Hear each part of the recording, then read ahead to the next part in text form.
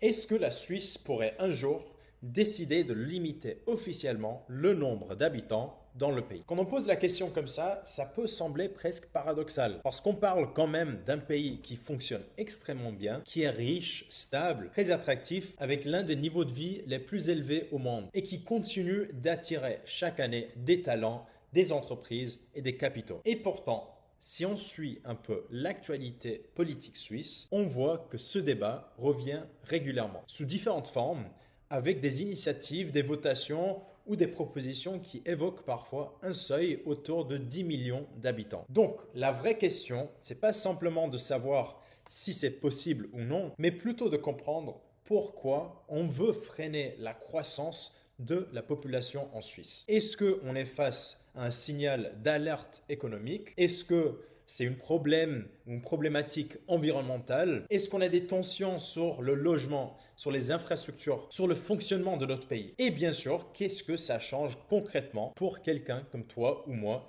qui habite en Suisse? Comment est-ce que ça peut impacter l'immobilier, la bourse, la fiscalité ou plus largement la manière dont on structure un portefeuille dans un environnement comme celui-là? Personnellement, je trouve le sujet très intéressant, donc je veux prendre le temps dans cette vidéo d'analyser le sujet en profondeur en revenant sur les raisons structurelles derrière ce débat. Aujourd'hui, en Suisse, on a un peu plus de 9 millions d'habitants et ce qui est important à comprendre dès le départ, c'est que cette croissance n'est pas principalement liée à la natalité, mais qu'elle provient en grande partie de l'immigration nette. Autrement dit, la Suisse attire et elle attire structurellement, ce que ce soit des travailleurs qualifiés, des profils internationaux ou des entreprises qui viennent s'installer dans un cadre économique stable. Mais justement, c'est là que le débat commence, parce que cette attractivité, aussi positive soit-elle, crée aussi des tensions très concrètes sur le terrain que beaucoup de gens ressentent aujourd'hui dans leur quotidien. On le voit d'abord sur le logement, notamment dans des grandes villes comme Genève ou Lausanne, où la pression est très forte et où trouver un appartement devient de plus en plus compliqué, avec des prix qui ont fortement augmenté ces dernières années. Je me souviens moi-même, il y a 5 ans que j'ai cherché mon appartement sur Genève, ça m'a pris plusieurs mois pour le faire. On voit cette croissance de population aussi dans les infrastructures, par exemple des transports parfois saturés. On peut tous penser à un bus où c'était rempli et avec le temps, on voit de plus en plus de personnes dans le bus.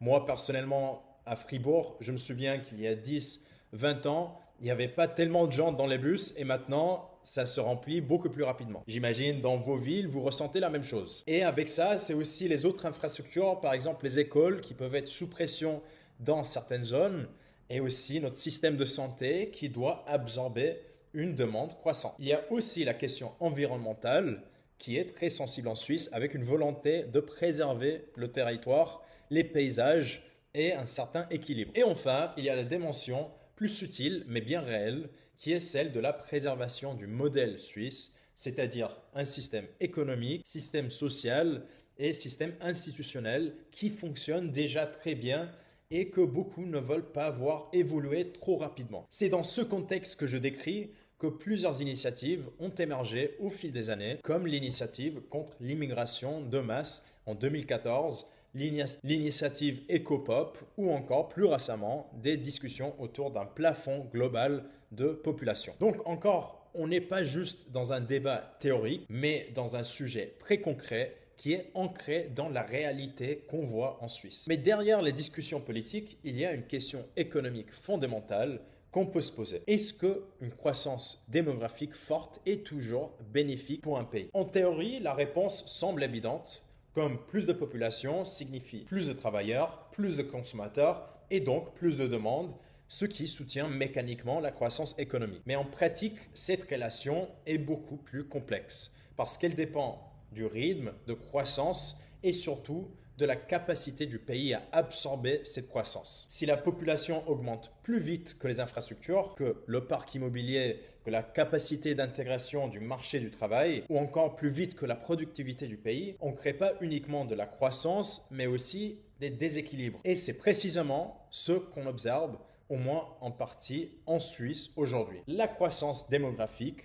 des 20 dernières années a clairement soutenu certains secteurs, notamment l'immobilier la consommation et les services. Mais elle a aussi contribué à une pression importante sur les prix, en particulier dans les zones urbaines, dans les grandes villes, Genève, Lausanne, Zurich, Berne, etc. Donc on se retrouve aujourd'hui dans une situation où la croissance est bien présente, mais où elle s'accompagne des tensions qui rendent la question du plafonnement beaucoup plus compréhensible dans le contexte suisse. Si on doit identifier le point central pour moi de toute cette discussion, c'est clairement l'immobilier. Parce que c'est là que la pression démographique se traduit de manière la plus visible. Une population qui augmente, c'est mécaniquement une demande plus forte de logement. Ce qui soutient à la fois la demande locative, les prix à l'achat et indirectement les valorisations des actifs immobiliers. Et c'est quelque chose que les investisseurs l'ont bien compris. Je parle avec beaucoup de gens dans l'accompagnement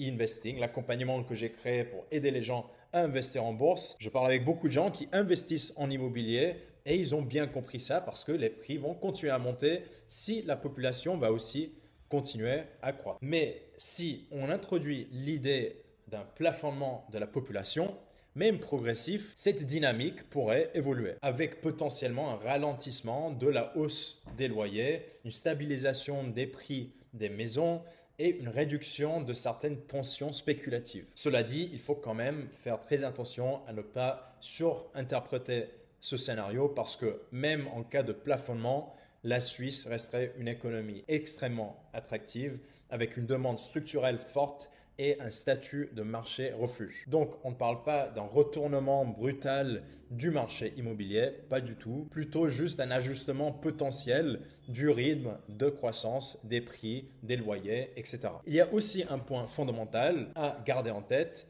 et pour moi c'est assez sous-estimé, c'est que la Suisse ne fonctionne pas uniquement comme une économie domestique, mais aussi comme un centre financier et économique international. En période d'incertitude mondiale, on observe régulièrement les mêmes mécanismes avec un franc suisse qui se renforce, des capitaux qui affluent et des actifs suisses qui sont recherchés à l'international. Donc même si la population est plafonnée, la Suisse resterait pleinement intégrée aux flux internationaux, ce qui signifie que la performance des actifs suisses ne dépend pas uniquement de la démographie, bien sûr. En réalité, elle dépend surtout de la confiance dans le pays et cette confiance repose sur des éléments extrêmement solides comme la stabilité politique, la sécurité juridique, la prévisibilité fiscale et un cadre réglementaire clair. Et quand on regarde la bourse suisse, on comprend rapidement que les grandes entreprises ne dépendent pas directement de la Suisse, de la population suisse, de la démographie suisse,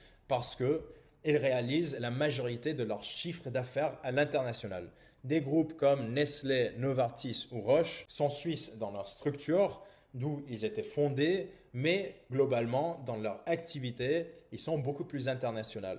Donc, un plafonnement de la population en Suisse aurait un impact très limité sur leurs revenus et donc sur la bourse suisse ou au moins par exemple des indices comme le SMI qui ne dépendent pas tellement sur la demande en Suisse. Mais certains secteurs plus domestiques comme la construction, l'immobilier, la distribution ou même des services locaux être beaucoup plus sensibles à une évolution de cette dynamique démographique et d'un potentiel plafond sur la population. Un autre élément central, c'est la fiscalité, et plus précisément la stabilité du cadre fiscal suisse, qui est l'un des principaux facteurs, bien sûr, d'attractivité du pays. Ce qui compte là, ce n'est pas seulement le niveau d'imposition, mais la prévisibilité du système. C'est-à-dire le fait que les règles sont claires, stables et évoluent de manière contrôlée. Et cela est renforcé par le mécanisme du frein à l'endettement qui impose une discipline budgétaire stricte et limite les dérives. Je trouve que c'est un cadre qui protège les investisseurs contre des changements brusques, ce qui est un avantage majeur dans un environnement plus incertain. Enfin, il y a un angle qui est souvent oublié et c'est de la rareté. Limiter la population ne signifie pas uniquement freiner la croissance, mais aussi mieux contrôler le développement du territoire, maintenir les standards élevés et éviter une expansion trop rapide. Et dans certains cas, ça peut renforcer la valeur de certains actifs, notamment les biens immobiliers de qualité, les centres urbains attractifs ou des actifs plus premium. Parce que la rareté en investissement est souvent un facteur de valorisation très très puissant. Donc au final, la Suisse n'envisage pas de limiter sa population par faiblesse économique, mais plutôt par volonté de contrôle et de gestion du long terme. Pour un investisseur, ce n'est pas un signal d'alerte, mais pour moi, un élément supplémentaire à intégrer dans notre analyse. Parce qu'au fond, la logique reste toujours la même. Comprendre les mécanismes, anticiper les cycles et construire une stratégie adaptée à l'environnement. Et si on a un plafond de population, on va devoir adapter à cet environnement et voir comment ça va impacter les différents secteurs dans le pays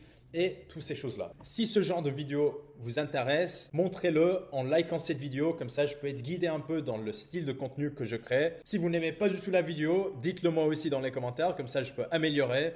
L'objectif c'est de toujours vous aider les Suisses avec leur compréhension des marchés, de la bourse, de l'investissement, la fiscalité en Suisse et tous ces points.